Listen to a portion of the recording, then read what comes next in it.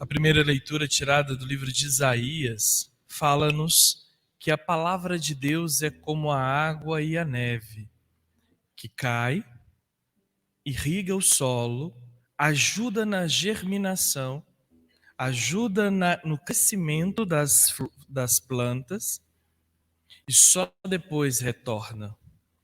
A palavra do Senhor, quando sai da boca dele, como nos ensina no livro de Isaías, ela vai e só volta para ele depois de produzir os frutos que deve ser produzido, que são os frutos da vida. Como entender isso no mundo complexo que vivemos? No mundo que relativiza a fé? Como compreendermos a ação do Espírito Santo? Porque sabemos que a palavra do Senhor, ela se encarnou e habitou entre nós. A palavra do Senhor se fez carne, caminhou entre nós, nos ensinou e depois retornou para junto do Pai. A profecia da primeira leitura foi cumprida em Jesus Cristo. Só que logo depois que Jesus Cristo retornou para o céu, ou seja, a palavra, depois de ter produzido o que precisava, retornou para junto do Pai, enviou o Paráclito para guiar todas as obras, para nos guiar para o Pai. Como compreender a ação da terceira pessoa da Santíssima Trindade? Quando plantamos, pegamos uma sementezinha, vamos lá, plantamos. O que acontece debaixo da terra não é de responsabilidade nossa, é de responsabilidade do Espírito. Nós só plantamos a semente. Se ela vai quebrar lá dentro e produzir raízes, já não é conosco. Nós não temos a capacidade de fazer isso acontecer. Como compreender esta ação silenciosa do Espírito, sem cairmos no relativismo que o mundo hoje nos oferece? E a gente pode pensar assim: ah, padre, eu não caio nessa. Esse negócio de relativizar a fé, eu não caio. Eu acredito em Deus. Eu rezo, participo das missas, vou em tudo. Esse negócio não é comigo não, padre. Então vamos lá. Hoje muita gente que se diz católica gosta de pregar um tal de pensamento positivo. Já escutaram isso? Quando a pessoa começa com o tal do pensamento positivo, ela já expulsou da casa dela o Espírito Santo. E depois ela fala: não, mas eu acredito em Deus, eu não relativizo. Mas você já está relativizando com a história aí do pensamento positivo.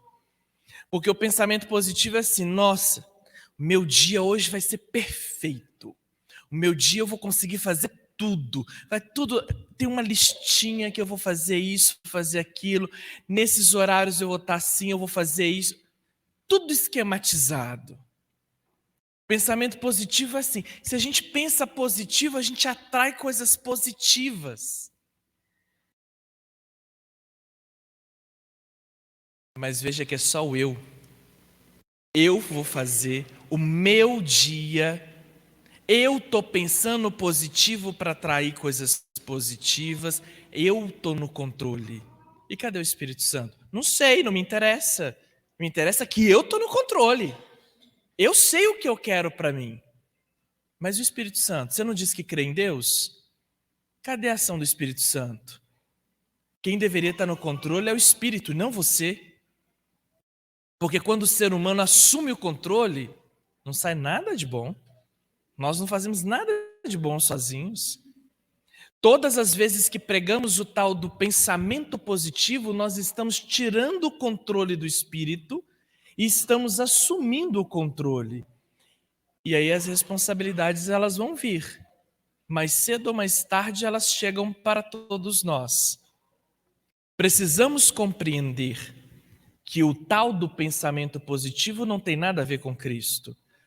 Mas, padre, O pensamento positivo está alicerçado na profecia, porque eu, enquanto batizado que sou profeta.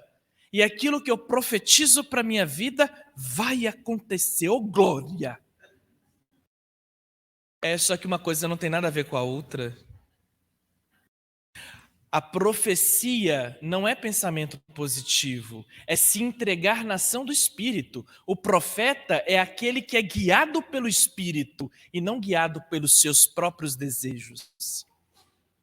No momento em que desejamos, queremos que tudo aconteça do nosso jeito. O profeta não. O profeta se submete à ação do Espírito e permite que o Espírito o guie por águas que às vezes não serão tão calmas. Aí precisamos compreender: estamos ou não relativizando a nossa fé? Estamos ou não crendo em Deus? Podem observar que hoje muitas pessoas falam assim: para cuidar da sua saúde, você precisa praticar exercício físico, cuidar da sua alimentação, ter pensamento positivo, fazer meditação. Ô criatura de Deus, para com essa palhaçada de meditação. O católico de verdade não vai ficar fazendo meditação, ele vai rezar. Porque no momento em que ele ora, no momento em que ele reza, ele se conecta com o sagrado. Ele se conecta com o Espírito. Ele se conecta com Deus. O que você está fazendo? Estou meditando.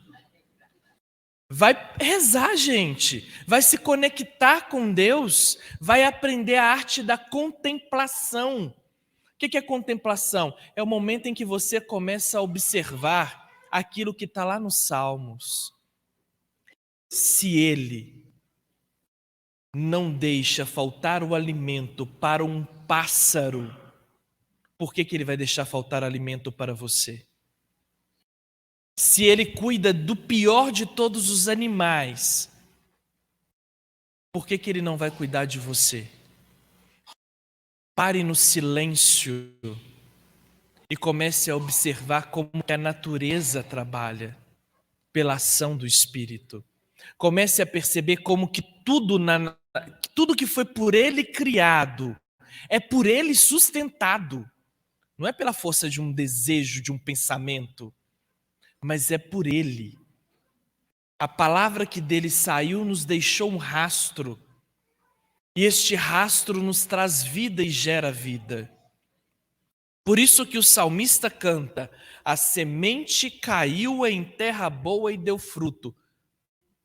Qual é o fruto que está dando na terra do nosso coração? Na quarta-feira de cinzas, quando nós entramos na igreja, nós recebemos as cinzas na cabeça. E aí o padre e os ministros falam uma frase, qual é? Convertei-vos e crede no Evangelho, mas tem uma outra.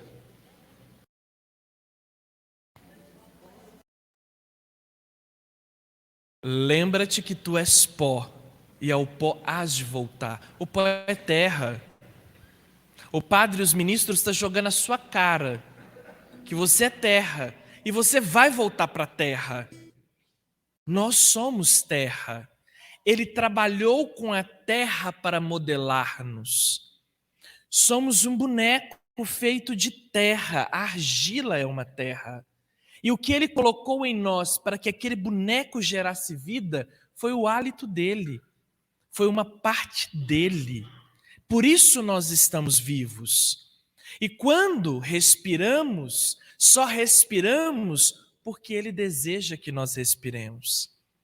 Só estamos vivos aqui hoje porque ele deseja que aqui estivéssemos. Senão era só fazer isso e a gente acabava caído no chão morto. E a gente continua acreditando que eu consigo, eu faço. A cultura de hoje é uma cultura que prega o individualismo. Eu faço, eu produzo, eu consigo. O meu dia. Só que quando você vai rezar a oração que Jesus ensinou, como que ela começa? Pai nosso não é Pai meu.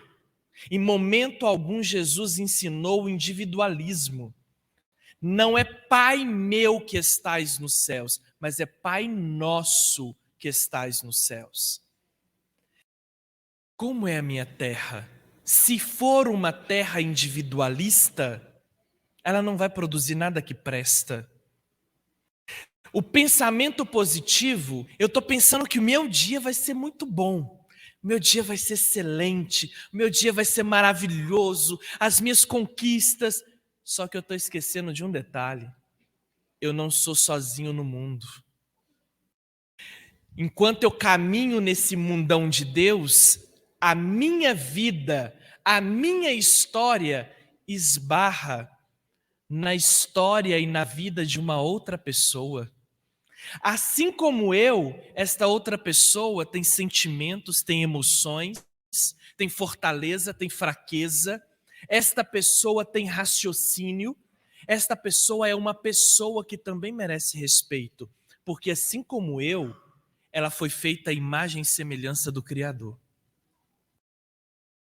Só que eu estou pensando positivo, então ela não existe, ela não me interessa, interessa eu.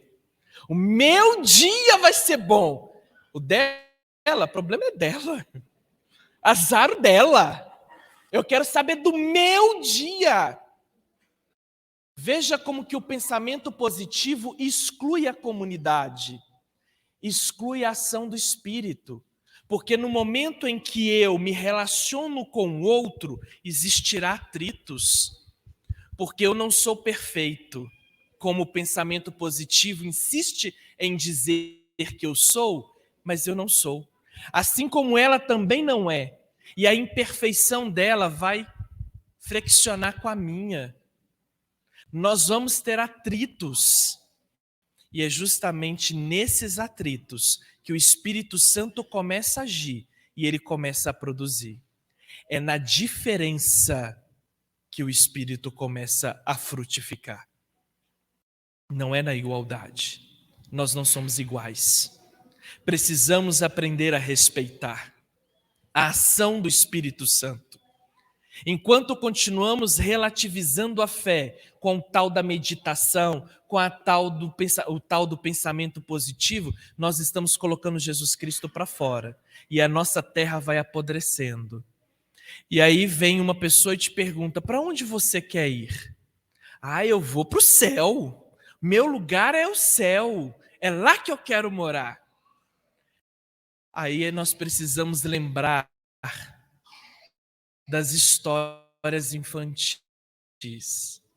Alice no País das Maravilhas. Tem um diálogo muito bonito entre Alice e o gato. Quando Alice chega numa bifurcação, claro que eu não vou repetir as palavras idênticas que está no livro e nem no filme, mas é só para que vocês compreendam e depois vocês podem reassistir o filme com seus filhos. Quando ela chega numa bifurcação, o gato em cima da árvore, ela pergunta: qual dos caminhos eu devo pegar? Qual dos caminhos devo seguir? Aí o gato pergunta: Alice, para onde você deseja ir? Não sei. Aí ele responde: quando não se sabe para onde deseja ir, qualquer caminho te levará. Para onde você deseja ir? Se for para o céu, não é relativizando a sua fé para ser aceito pelos grupinhos de pessoas da sociedade que você vai chegar lá. Mas é seguindo aquilo que o Espírito coloca no seu coração por meio dos evangelhos, da palavra de Deus. Porque a palavra de Deus é a semente que deve frutificar na terra do seu coração. Não pelo um pensamento positivo, mas pela ação do Espírito Santo. É difícil? Muito. Mas é um exercício que precisa ser praticado todos os dias. E aí nós chegamos agora no Evangelho, tirado lá do livro de São Mateus. Cristo começa a falar em parábolas. E eles têm dificuldade, os discípulos, dificuldade para entender o porquê que Jesus fala em parábolas. E aí ele vai deixar claro que ele fala em parábolas para que se cumpra a profecia de Isaías. E a profecia de Isaías é assim: havereis de ouvir, sem nada entender. Havereis de olhar, sem nada ver. Porque o coração deste povo se tornou insensível. Eles ouviram com má vontade e fecharam seus olhos, para não ver com os olhos, nem ouvir com os ouvidos, nem compreender com o coração, de modo que se convertam e eu os cure. A cura e a conversão está no ato de escutar. Quando escutamos a palavra e ela cria raízes no nosso coração, ali há de frutificar. Mas no momento em que apenas ouvimos, mas não compreendemos porque entra aqui e sai aqui, e nós continuamos com o famoso pensamento positivo por aí, nada vai acontecer. Não tem como a palavra que foi semeada frutificar. É difícil de fazer isso na prática? É. É difícil ser como Cristo? É. Mas é necessário. Porque nós, assim como Cristo, somos um gari, somos lixeiros. Devemos recolher aquilo que nós queremos recolher. O lixeiro, quando passa na rua e a gente coloca o lixo, se você colocou para fora, ele pega. Se você não colocou, ele não pega. Mas se você colocou lá o saco preto, cheio de caco de vidros, espinhos, e deixou tudo aberto, ele não vai levar. Quando você voltar, vai estar lá, no mesmo lugar. Ele não vai pegar. Assim somos nós. Quando convivemos uns com os outros, nós vamos ter atritos muito complicados. Nós vamos encontrar pessoas que no relacionamento vai virar para a gente: cala a boca, só! Presta atenção! Pessoas extremamente difíceis, mas a gente poderia usar um outro termo: ignorantes. Eu sempre pego alguém para Cristo. Essas pessoas, elas estão colocando o lixo dela para fora. E você só leva para casa se você quiser. Porque segundo os Salmos, a boca fala. Se a pessoa é ignorante é porque o coração dela está cheio. Ela está colocando para fora aquilo que ela tem lá dentro.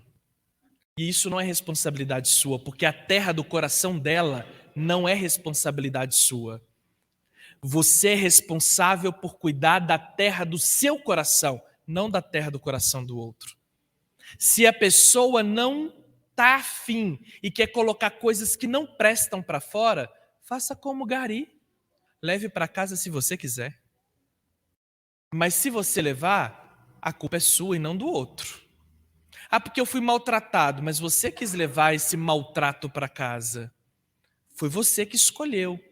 Padre, mas é fácil falar, mas é difícil na prática. Sim, é difícil na prática. Mas nós precisamos praticar esse exercício todos os dias. Foi isso que o nosso mestre fez e nos ensinou. Ele conta em parábolas para que possamos compreender. Só que nem todos conseguem compreender, porque nem todos estão prestando atenção naquilo que ele faz. Prestam atenção às vezes na fala, mas não prestam atenção nos atos dele. Quando ele fala da parábola do semeador, as pessoas escutavam atordoadas, porque ele falava de algo que era próprio do dia a dia daquele povo. Hoje você compra sementes com grande facilidade para você plantar na sua casa. Naquela época não era assim. Existia dificuldades para adquirir as sementes. Elas eram caras. Então eles sabiam que por ser caras e por ser do sustento deles, eles precisavam ter o cuidado com a terra para não perder nenhuma semente no plantio. E aí de repente Jesus começa a falar que o semeador vai caminhando e vai jogando na margem, a semente cai no meio dos espinhos, no meio das pedras, no terreno bom. Eles estão escutando, mas eles estão assim, gente, mas que homem lerdo! A semente é cara e ele está jogando em qualquer lugar. Só que o que Cristo está ensinando aqui é que ele é o semeador. E ele está plantando em todos os corações. No dela e no ignorante. Mesmo o ignorante, ele tira um tempo para ir lá e plantar uma sementinha. Vai chegar uma hora que aquela sementinha vai conseguir crescer, mas pelo menos a parte dele ele está fazendo. A parte dele, enquanto semeador, ele está fazendo, porque ele não exclui ninguém. Por mais difícil que o ser humano possa ser, ele não exclui ninguém. Porque na essência, todos nós somos bons. Nós vamos nos pervertendo ao longo da caminhada. Quando nos esquecemos do mistério do sagrado que habita em nós, aí nós começamos a cair na maldade. É assim que as coisas vão se perdendo. Mas ele confia até o último segundo que nós retornaremos para ele. E nós podemos, de fato, retornar para ele. Basta querermos. Basta cultivarmos o nosso coração, a terra do nosso coração. É isso que ele nos convida a fazer. Aquela pessoa que foi ignorante com você, é claro que você não precisa levar isso para sua casa, mas a sua cabeça vai ficar pensando naquilo que aconteceu. E você é ser humano, você tem sentimentos, você tem emoção. Isso vai respingar. Você vai ficar um pouco chateado, mas é aí que você precisa, no momento da Eucaristia, aproveitando da mesa da palavra e começando a entregar a sua mágoa. E na hora que você sentar à mesa para comer o banquete com ele, você possa, de fato, dizer para ele: Jesus, hoje eu encontrei uma pessoa que é assim, assim, assim, assado. E eu fiquei magoado com ela. E eu entrego nas suas mãos o que aconteceu e a pessoa. O filho é seu. Toma conta. Devolve para ele. E você vai perceber a ação do Espírito Santo. Você vai percebendo como que o Espírito vai agindo em você e na pessoa. Mas não é magia. Não é no estralo de dedos. É com o tempo. Dê tempo ao Espírito e as coisas acontecem. Você não planta uma semente hoje e amanhã ela frutifica. Dê tempo. Há necessidade de tempo. Logo depois, Jesus explica essas parábolas e diz que cada semente produziu frutos de 100 e 30. Só que naquela época, para eles que escutavam, isso não condizia com a realidade, porque quando eles plantavam, a semente produzia, quando era uma boa média, assim, uma média boa de colheita, era 7 frutos por semente. E quando era uma boa colheita, era 10 frutos por semente. 10. E Jesus disse que era 30, 60, porque aqui ele está falando da ação do Espírito Santo. O milagre acontece para quem se abre ao Espírito e não para quem se prende ao pensamento positivo. O Espírito age em quem vive em comunidade e aceita viver em comunidade, não para quem quer se isolar. Quanto mais você se isola, pior será a sua caminhada. E compreenda uma coisa: Deus não condena ninguém. Somos nós que escolhemos nos afastar dele. Quando começamos, por exemplo, no pensamento positivo, que parece à primeira vista uma coisa boa, só que nos afasta de Deus.